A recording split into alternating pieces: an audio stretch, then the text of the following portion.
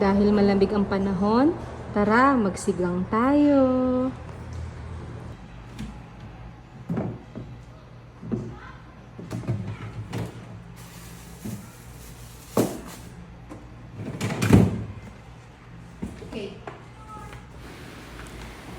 Ayan, naihanda nyo na po ba ang inyong mga pangsigang o kung anumang masabaw ang iluluto nyo para sa malamig na panahon?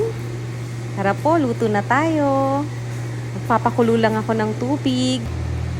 Lalagyan ko lang siya ng sibuyas, bawang at luya.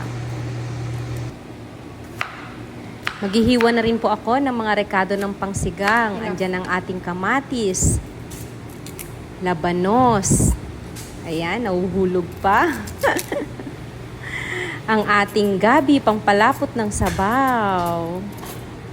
Okay. Ayan po, kumukulo na ang ating tubig. Ilagay na natin ang ating sibuyas, bawang, luya, pati po ang ating mga pata. Ayan, kumukulo na ang ating mga pata. Pwede na natin ilagay ang ating mga gabi. Lahat na yan. At ang ating kamatis.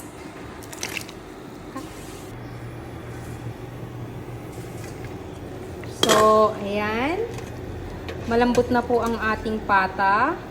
Pwede na nating ilagay ang ating labanos. Papakuluan lang po yan at ilalagay na rin ang okra, bok choy, at sili. At yung sugpo.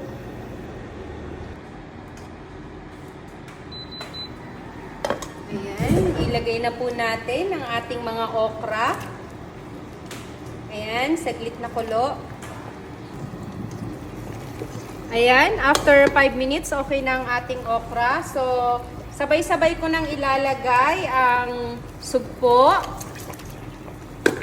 ang ating bok choy. Sabay lang po sa bok choy yung sugpo dahil po ang sugpo ay madali talaga siyang maluto. Isang kulo lang yan, luto na. Lalagyan na rin po natin ang ating nor na pang-asim. Ayan, ayan, ayan, ayan. Malapot-lapot at maasim-asim na pata sugpong sigang. Happy lunch!